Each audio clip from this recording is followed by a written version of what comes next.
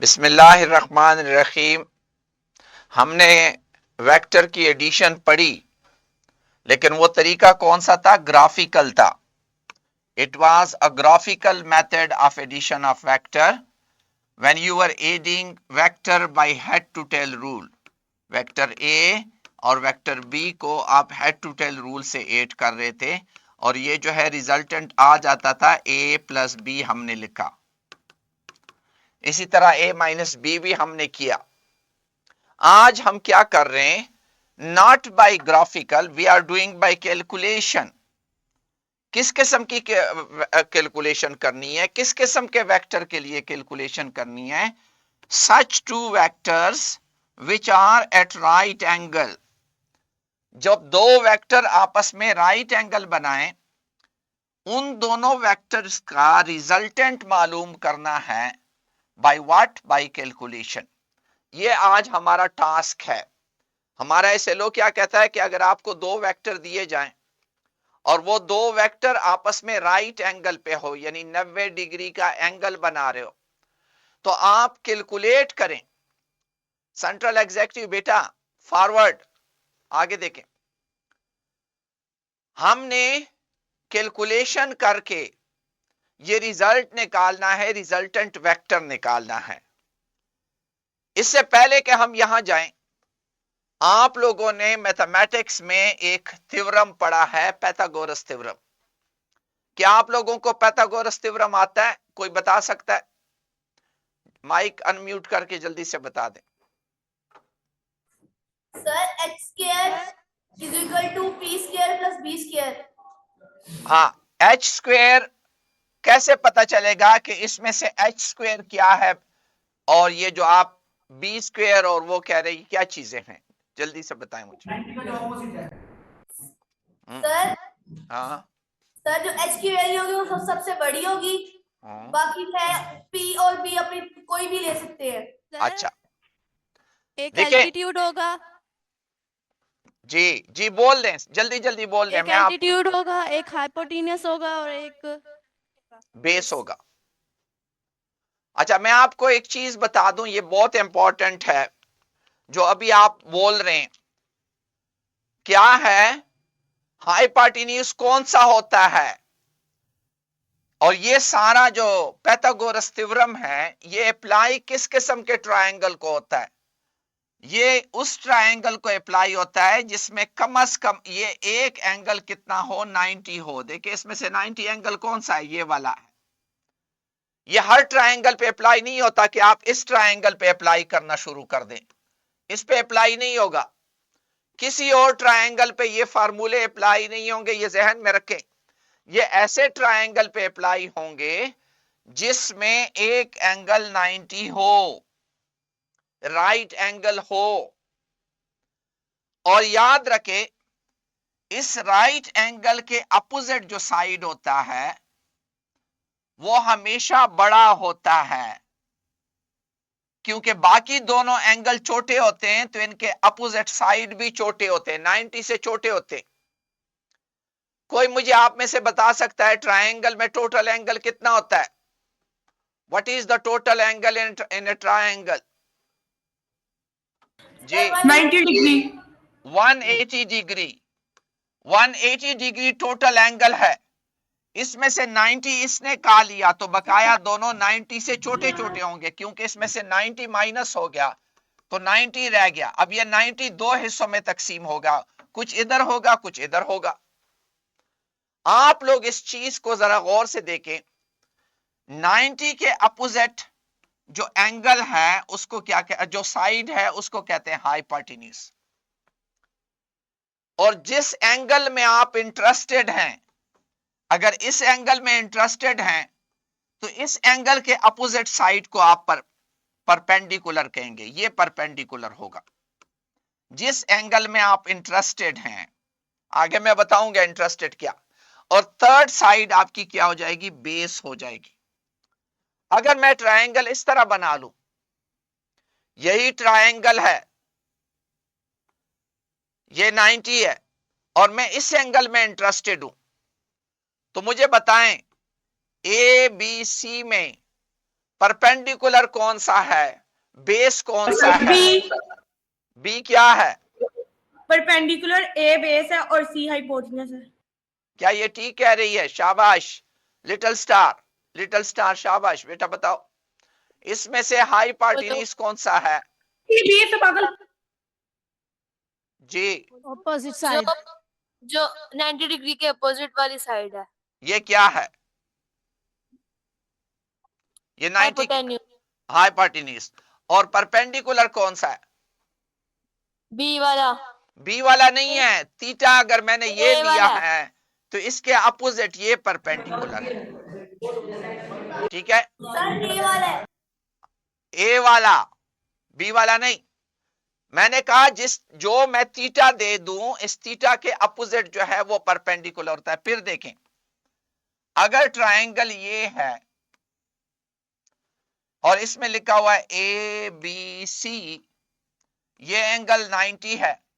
अगर कोई भी थीटा वीटा नहीं दिया गया तो जिस तरह पहले स्टार्ट में जेटीएन की बच्ची ने कहा कि ये हाइपोटेन्यूज है और इन दोनों में से किसी एक को बेस कह दो, किसी एक को परपेंडिकुलर कह दो, ये बात ठीक है। लेकिन अगर मैं थीटा स्पेसिफाई कर लूं कि ये थीटा है, तो फिर थीटा के सामने आपका परपेंडिकुलर आएगा और तीसरा वाला आपका हो जाएगा बेस। यही ट्रायंगल है। लेकिन अगर मैंने ये सी जो है हाइपोटेन्यूज होगी, अगर मैंने थीटा इसको शो कर लिया तो आपका परपेंडिकुलर क्या बन जाता है? थीटा के अपोजिट साइड ये आपका परपेंडिकुलर होगा और ये आपका बेस होगा। इस कॉन्सेप्ट को जहन में बिठा दें। जिस थीटा का जिक्र होता है, जिस थीटा के बारे में बोला जाता है, थीटा के अपोजिट क्या आता है? परपेंडिकुलर आता है। ये मैं आपको एक चीज बताना चाह रहा हूं। इस तरह के ट्रायंगल को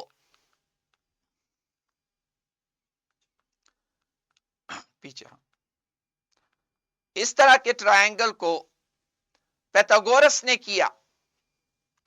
इस तरह के ट्रायंगल को पैथागोरस ने किया और यहां मैं आपको एक सिमुलेशन बता रहा हूं। ये साइड ए है, ये फुल चीज क्या होगी? कौन बताएगा और क्यों? शाबाश। सर बेस होगी। नहीं नहीं, ये ए है, इस फुल जगह को क्या नाम देंगे?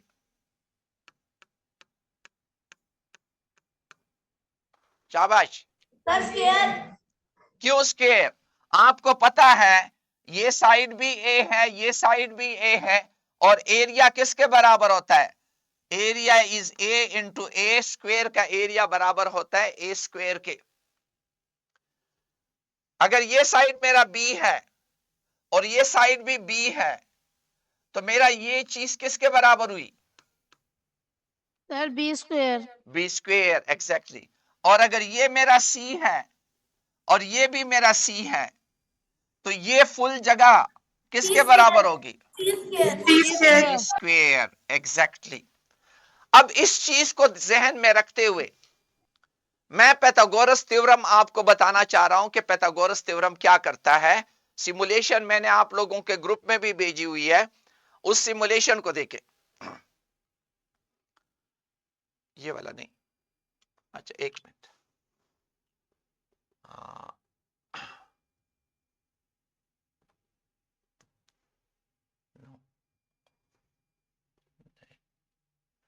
ये देखें, इसको, इस सिमुलेशन को देखें। सी के सामने ये स्क्वायर है। मैं जैसे ही इसको कहता हूं ऑपरेट, जरा गौर से देखें क्या करता है।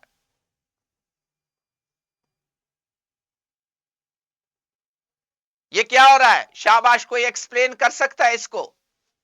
ये क्या हो रहा है? इसका क्या मतलब निकालोगे? शाबाश, जवाब दें। सर इसका मतलब है कि बेस परपेंडिकुलर इक्वल है हाइपोटेन्यूज।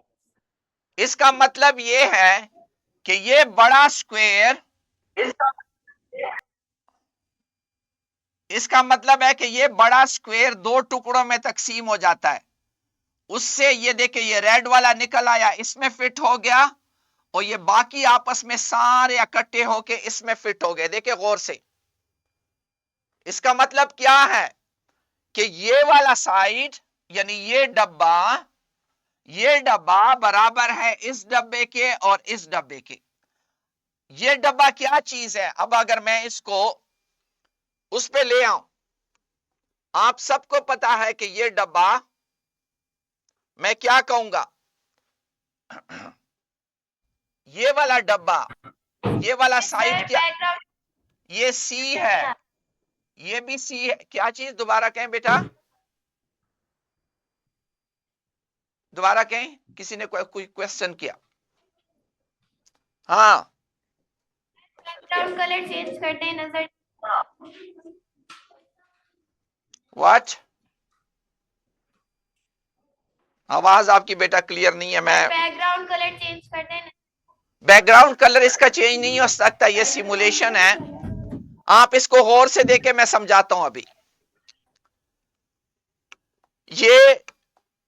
ये मेरा क्या है? सपोज करें ये मेरा ए है, ये मेरा बी है, ये मेरा सी है, तो ये फुल जगह किसके बराबर होगी? ये फुल जगह किसके बराबर होगी? हाँ, सी के स्क्वायर के बराबर। सी स्क्वायर के बराबर होगी। ये फुल जगह सी स्क्वायर के बराबर होगी। ये साइड ए है, ये साइड ए है, तो ये फुल जगह किसके बराबर होगी?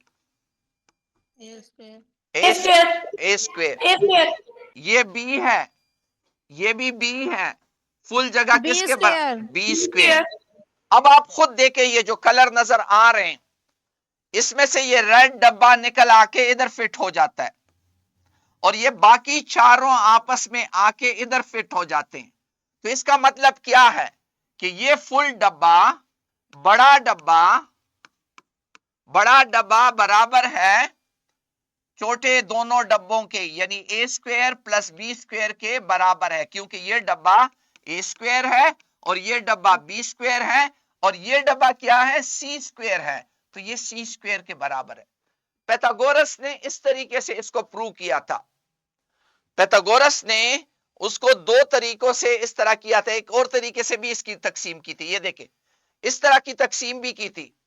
अभी भी आप गौर से देखें, जैसे ही मैं क्लिक करता हूं कौन से डब्बे आपस में मिलके, ये देखें, फिर गौर से देखें, ये ब्लू येलो वाला और रेड वाला मिलके छोटे को बनाते हैं, और ये बकाया तीनों मिलके इस बड़े को बनाते हैं। लेकिन मतलब वही है कि हाइपोटेन्यूज, ये चीज क्या शो कर रही है? बस इसको अब मीनिंग दे दो, आपको विजुअल नजर आ गए। इसका इस पूरे बड़े डब्बे का मतलब क्या है? इस पूरे बड़े डब्बे का मतलब सी स्क्वायर है, इस डब्बे का मतलब ए स्क्वायर है, इस डब्बे का मतलब बी स्क्वायर है। और हमने क्लियरली देखा कि बड़ा डब्बा बराबर है दोनों छोटे डब्बों के जमा का। इस बड़े डब्बे से दो छोटे डब्बे बन रहे हैं। ये था पैथागोरस थ्योरम, और कुछ भी नहीं है पैथागोरस थ्योरम। ये नहीं है कि आप कहते हैं ये साइड, ये कॉन्सेप्ट ना अपने दिमाग में डालना कि ये साइड और ये साइड जमा होके इसको बनाते हैं। C is not equal to A plus B. C बराबर A प्लस बी के नहीं है। C का स्क्वायर बराबर है A square plus B square के। ये टोटल कॉन्सेप्ट है जिसको हम पैथागोरस थ्योरम कहते हैं। अब हम आते हैं अपने टॉपिक की तरफ। ट्रिग्नोमेट्री में अभी हम क्या अप्लाई कर रहे हैं? यहां से ये कॉन्सेप्ट क्लियर हो गया हमारे लिए, ये कॉन्सेप्ट क्लियर हो गया कि सी स्क्वायर बराबर है ए स्क्वायर प्लस बी स्क्वायर के। अब इनको हम नाम देते हैं। नाम देने का तरीका भी मैंने आपको बता दिया कि 90 के अपोजिट जो साइड होता है, 90 के अपोजिट साइड को हम क्या कहते हैं? हाइपोटेन्यूज कहते हैं। और अगर मैंने एंगल दिया हुआ है थीटा, तो थीटा के अपोजिट साइड को परपेंडिकुलर कहते हैं, और तीसरा वाला बेस हो जाएगा। तो हम इसका इस तरह भी फिर इस फार्मूले को लिख सकते हैं, हम इस तरह भी लिख सकते हैं कि hypotenuse square is equal to base square plus perpendicular square. ये पाइथागोरस थ्योरम है और हम आज इस पाइथागोरस थ्योरम को समझने के लिए ये मैंने आपके सामने कुछ डब्बे रखे। आप गौर से देखें, ये साइड, अगर ये साइड सपोज ये 3 डब्बे हैं तो ये साइड भी 3 डब्बे हो तो टोटल कितने बन जाते हैं? कितने डब्बे बन जाते हैं आपके? 9 डब्बे बन गए एग्जैक्टली। इस तरह अगर ये 4 डब्बे हैं और इस तरह भी 4 हैं तो टोटल कितने बन? 16। 16। तो अब इन दोनों को जमा करो तो 25 बन जाता है। अब आप देखें, ये भी 5 होगा, ये भी 5 होगा, टोटल डब्बे कितने होंगे? 25। 25। ये पाइथागोरस थ्योरम है। आप लोगों ने ग्राफ पेपर लेके खुद इसकी प्रैक्टिस करनी है। ग्राफ पेपर पे ग्राफिकली इस तरह शो करना है, कटिंग करके ग्राफ के पीसेस कट के देखो कि ये इसी तरह आ रहा है कि नहीं। You need to do practice, क्योंकि हमारा आज का जो मकसद है ट्रिग्नोमेट्री में कुछ और चीजें भी हमने समझनी है। एक चीज है कि अभी आप लोग जल्दी से मुझे इनके नाम बताएं। ये वाला साइड क्यों हाइपोटेन्यूज है?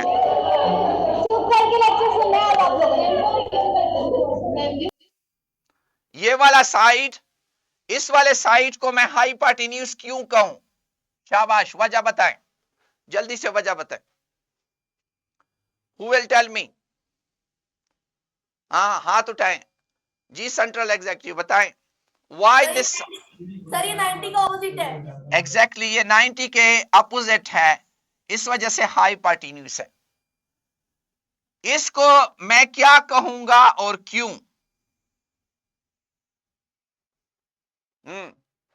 रेनेसेंस बताएं,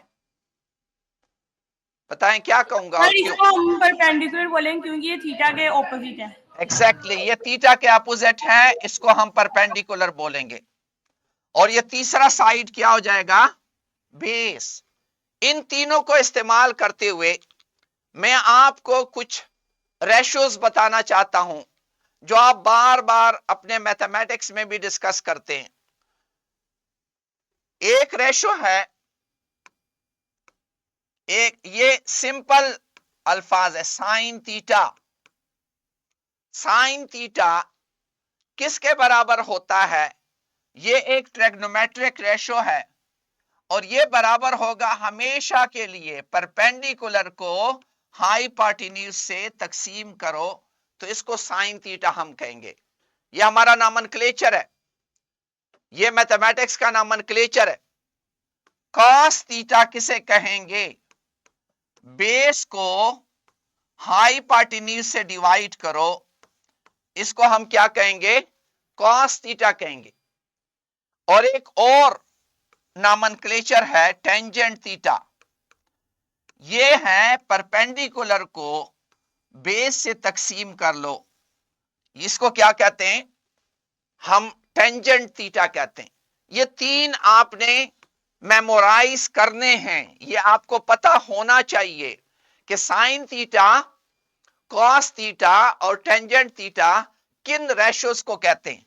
ये किस इस ट्रायंगल के साथ। जल्दी मुझे बराबर करें और इसमें वैल्यूज लिखें।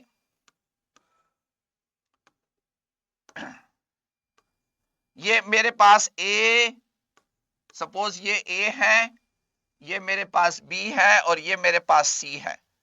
इसके सामने क्या लिखूंगा? परपेंडिकुलर कौन सा है? कौन से साइड को परपेंडिकुलर कहेंगे? जल्दी बताएं। शाबाश JTN बताएं। सर साइन ए थीटा। को हाँ क्या? ए को कहेंगे। ए किधर है? अभी तो मैंने पॉइंट्स लिखे हैं बेटा। ये ए पॉइंट है, ये बी पॉइंट है, ये सी पॉइंट है। अब आपका परपेंडिकुलर कौन सा है? सर नीचे ए पे। कोई और? किड्स एजुकेटर, किड्स एजुकेटर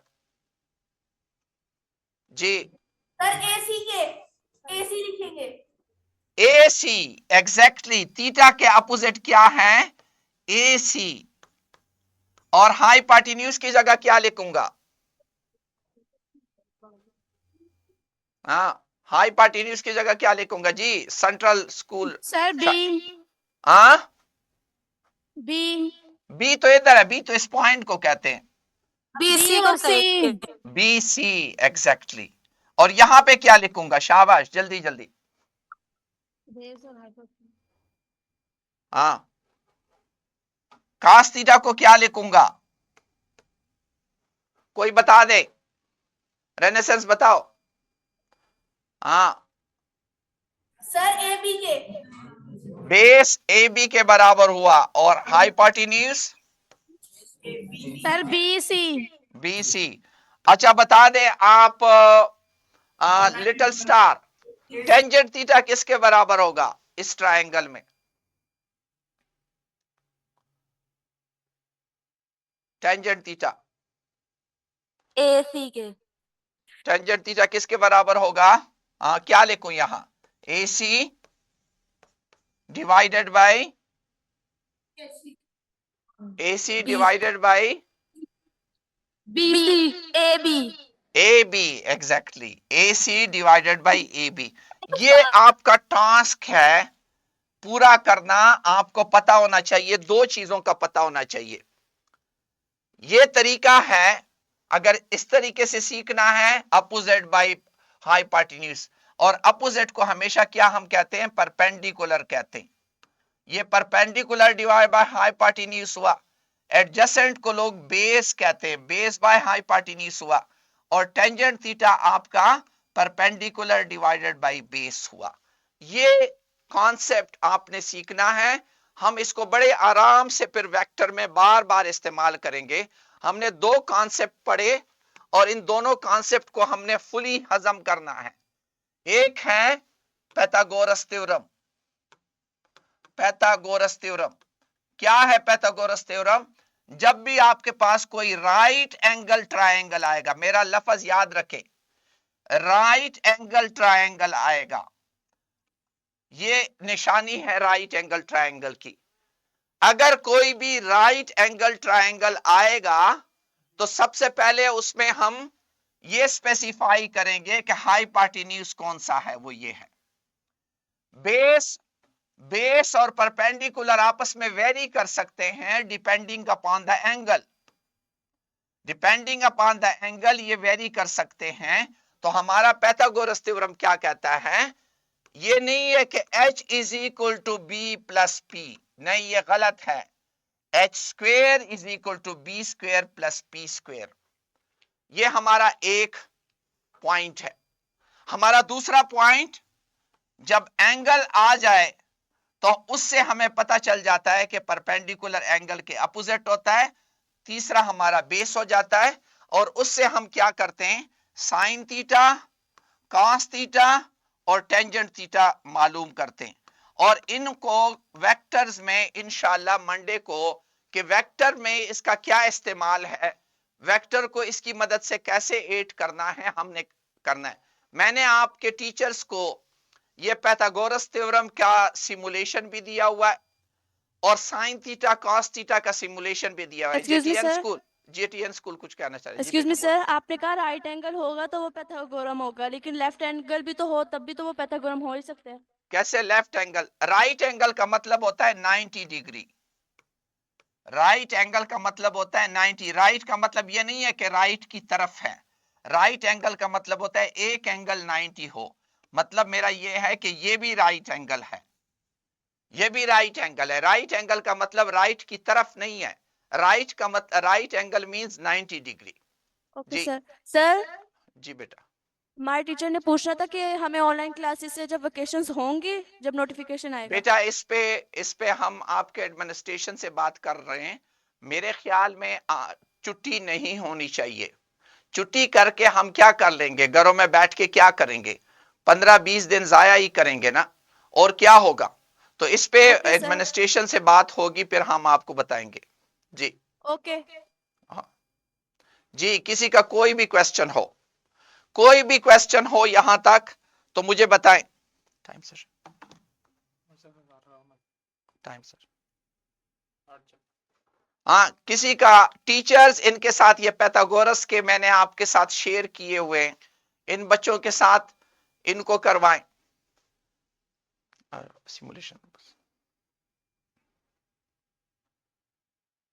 ये सिमुलेशन इनको समझाए ताकि इनको पता चले कि कोई चीज हम वैसे बेतुकी नहीं कर रहे, सिमुलेशन बहुत क्लियरली हमें बता रहा है कि कैसे होता है। और ये देखें, ये वेक्टर आपस में जब हम ऐड करते हैं तो कैसे होता है, सब्ट्रैक्ट करते हैं तो कैसे होता है। ये फिजिक्स सारी चीजें आप लोग बड़े आराम से, और ट्रिग्नोमेट्री करनी है, साइन थीटा कैसे वेरी होता है, कास थीटा कैसे वेरी होता है। ये देखें, मैं ये करूंगा साइन थीटा कास थीटा बनेंगे। ये सारी चीजें हम आपको समझाएंगे कि ये चलता कैसे है, कैसे होता है। दुनिया में कोई ऐसी चीज नहीं है जो आप लोग कर नहीं सकते। कैसे इसको फ्लो करवाएंगे, ट्रिग्नोमेट्री को समझने के लिए साइन थीटा कास थीटा कैसे चेंज होते हैं, इस पे आप लोग खुद भी प्रैक्टिस करें और हम भी बताएंगे। ये देखें, ये मैं अगर इसको चेंज कर रहा हूं, ठीक है, स्पेशल एंगल स्टेप्स में देखें, ये देखें साइन थीटा कैसे चेंज हो रहा है, नीचे ग्राफ को आप देखें खुद, ठीक है। अगर मैं कास थीटा को, ये कास थीटा था, अगर साइन थीटा देखना चाह रहा हूं तो देखिए साइन थीटा कैसे चेंज हो रहा है, कैसे हो रहा है। और अगर टेंजेंट थीटा देखना चाह रहा हूं तो टेंजेंट थीटा कैसे चेंज हो रहा है। ये कॉन्सेप्ट आपको इंशाल्लाह समझ आ जाएंगे। मैंने सिमुलेशन सारे टीचर्स को दिए हुए हैं, टीचर्स इनके साथ वैसे ही डिस्कस करें कि देखें कॉस थीटा कहां से, जब ये जीरो पे है, जीरो पे है, मैं जीरो पे ले आता हूं, जीरो पे कास थीटा, वेक्टर जीरो पे है तो कास थीटा की क्या वैल्यू है, इसको लेबल करके देखें कि वैल्यूज क्या हैं। तो आप हर एक चीज को खुद बच्चे इसको देख के अपने लिए कास थीटा साइन थीटा की वैल्यूज देखें। ये सारे सिमुलेशन पीपीटी में पड़े हुए हैं, इसके साथ खेलने से बंदा सीखता है। You play with it, teacher get some time to play with it. जब आप इसके साथ खेलेंगे तो आपको इसकी समझ आएगी कि ये कैसे हो रहा है, कास थीटा कैसे वेरी कर रहा है, साइन थीटा कैसे वेरी कर रहा है। ये सारे सिमुलेशन प्रेजेंट है। और अब मैंने आपको एक क्वेश्चन बैंक भी दिया हुआ है, उसको देख लें। हो सकता है वो सारे सवाल आपसे ना हो, क्योंकि अभी हमने वेक्टर को उस तरह किया नहीं, हो सकता है आप कर पाए। Thank you.